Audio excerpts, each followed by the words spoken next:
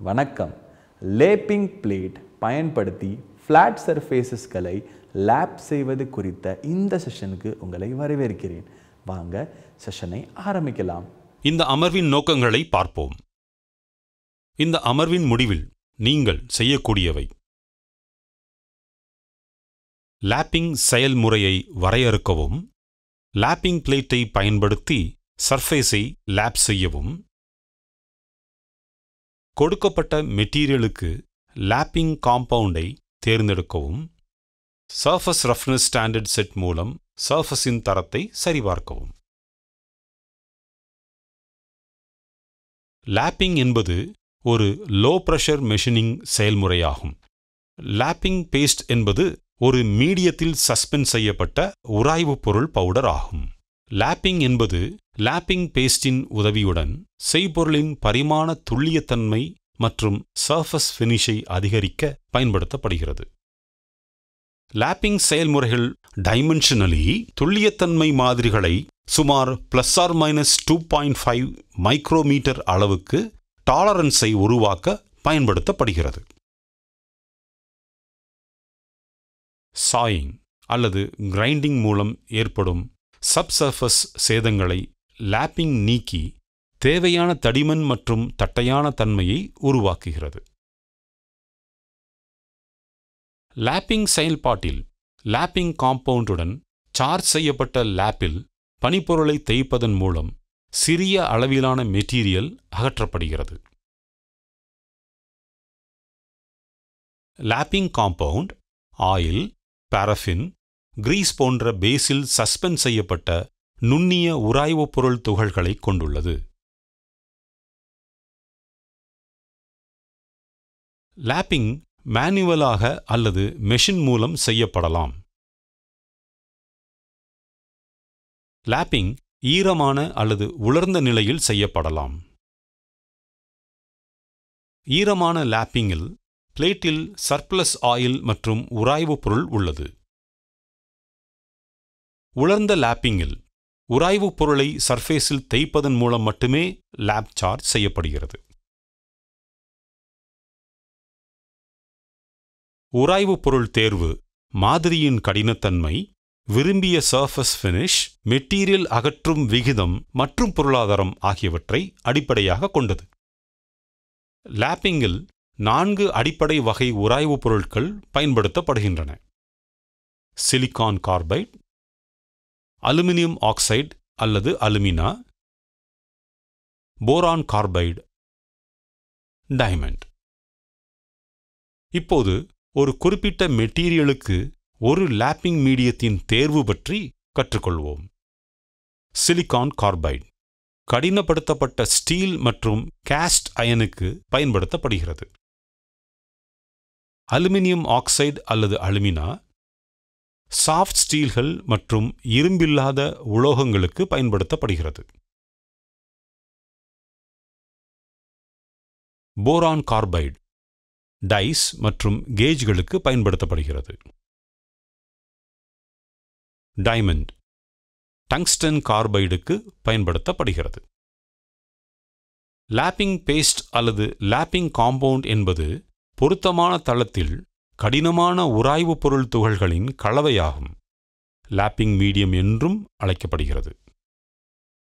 Base என்பது Greece அல்லது நீரில் கரையக்கூடிய லூப்ரிகன்ட் போன்ற ஆயில் சார்ந்ததாக இருக்கலாம். லேப்பிங் பேஸ் இவற்றுக்கு உதவுகிறது. லேப்பிங் பிளேட்டில் உராய்வு பொருட்கள் குவிந்து விடுவதை தடுக்கவும், கட்டிங் நடவடிக்கையை ஒழுங்குபடுத்தவும், சர்ஃபேஸை லூப்ரிகேட் செய்யவும்.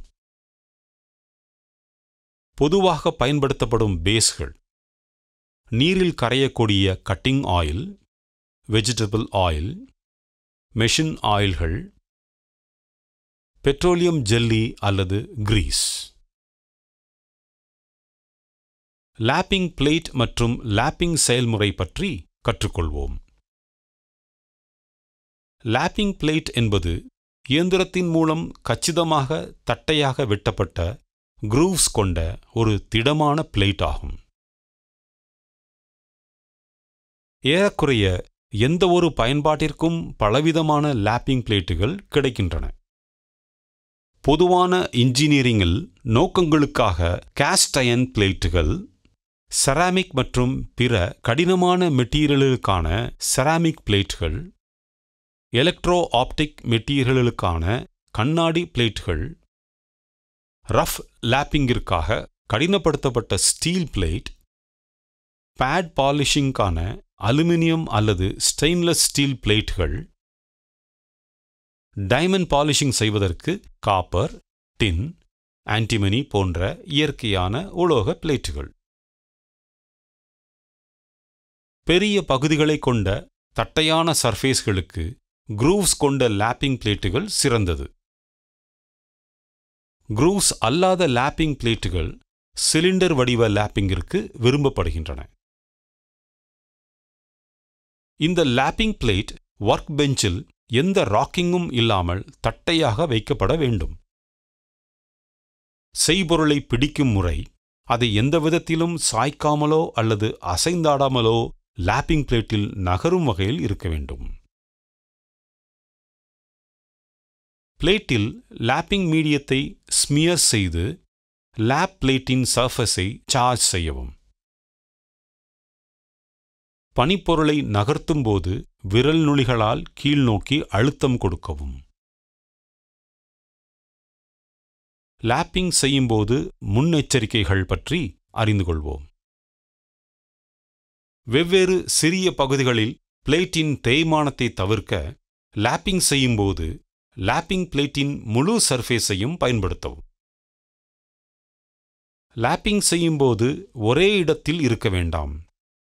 லேப்பிங் செய்யப்பட்ட சர்ஃபஸை டல்லான சர்ஃபஸின் மூலம் அடையாளம் காணலாம். லேப்பிங் செய்யப்படும் சர்ஃபேஸ் முழுவதும் டல்லான தோற்றத்தை கொண்டிருக்கும் வரை லேப்பிங் தொடர வேண்டும். முழு சர்ஃபேஸையும் லேப்பிங் செய்யும்போது கெரசின் கொண்டு சர்ஃபேஸை சுத்தம் செய்து செய்பொருளை ஆய்வு செய்யவும். லேப்பிங் செய்வதற்கான செயல்முறையை கற்றுக்கொள்வோம். லேப்பிங் செயல்முறைக்கு தேவையான டூல்ஸ்கள்: steel rule, try square, vernier calliper, hacksaw frame with blade, different grades of files, dot punch, scriber, marking media, ball peen hammer, bench vise, lapping plate, lapping compound. செய்பொருளை லேப்பிங்கிற்காக தயார் செய்வோம். ஸ்டீல் ரூலை பயன்படுத்தி அதன் அளவுக்கான மூலப்பொருளை சரிபார்க்கவும். ஒரு பாஸ்டர்ட் ஃபைலை பயன்படுத்தி 6 முகப்புகளையும் ஃபைல் செய்யவும். ட்ரை ஸ்கொயரை பயன்படுத்தி இணைவு நிலை மற்றும் செங்குத்தான நிலையை உறுதி செய்யவும். ஃபேஸ் ஏயில் மார்க்கிங் மீடியாவை பயன்படுத்தவும். ஜென்னி கேலிப்பர் மற்றும் ஸ்டீல் ரூலை பயன்படுத்தி வரைபடத்தின்படி அளவை குறிக்கவும். டாட் பஞ்ச் மற்றும் பால் பீன் ஹேமரை பயன்படுத்தி கோடுகளில் விட்னஸ் குறிகளை போடவும். கிடைக்கக்கூடிய மூலப்பொருள் தேவையான அளவை விட 3 mm பெரியதாக இருந்தால் அதிகப்படியான பொருளை ஹேக்ஸா கொண்டு வெட்டவும். பாஸ்டர்ட் ஃபைலை பயன்படுத்தி ரஃப் ஃபைல் செய்யவும் மற்றும் 70 mm x 70 mm x 10 mm அளவுக்கு வளவளப்பான ஃபைலை பயன்படுத்தி ஃபினிஷிங் செய்யவும். ட்ரை ஸ்கொயரை பயன்படுத்தி இணைவு நிலை மற்றும் செங்குத்தான நிலையை உறுதி செய்யவும். லேப்பிங் செயல்முறையை பார்ப்போம். லேப்பிங் பிளேட் அசையாதபடி லேப்பிங் பிளேட்டை ஒரு உறுதியான சர்ஃபஸில் வைக்கவும். பனிப்பொருளை லேப்பிங் பிளேட்டில் வைக்கவும். லேப்பிங் பிளேட்டின் சர்ஃபஸில் லேப்பிங் மீடியத்தை தடவவும். ஜாபை கையில் இறுக்கமாக பிடித்துக்கொள்ளவும். ஃபினிஷிங் தேவைப்படும் சர்ஃபேஸை லேப் செய்யவும். லேப்பிங் பிளேட்டை எப்போதும் ஈரமாக வைத்திருக்கவும். அதிக அழுத்தம் கொடுக்க வேண்டாம். ட்ரை ஸ்கொயரை பயன்படுத்தி ஃப்ளாட்னஸ் மற்றும் சதுரத்தன்மையை சரிபார்க்கவும். தேவையான சர்ஃபஸ் ஃபினிஷை அடையும் வரை லாப்பிங் செயல்முறையை பின்பற்றவும். ஸ்டாண்டர்ட் ரஃப்னஸ் மாதிரிகளை பயன்படுத்தி சர்ஃபஸ் ரஃப்னஸை சரிபார்க்கவும்.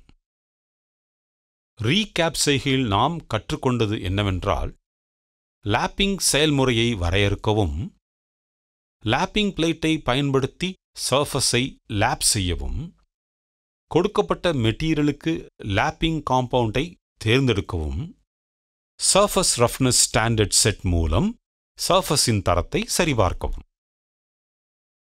எனவே லேப்பிங் பிளேட் பயன்படுத்தி ஃப்ளாட் சர்ஃபேசஸ்களை லேப் செய்வது குறித்த இந்த செஷன் முடிவடைகிறது. நீங்கள் எல்லா கருத்துக்களையும் புரிந்து கொண்டீர்கள் என நம்புகிறேன். அடுத்த செஷனில் சந்திப்போம்.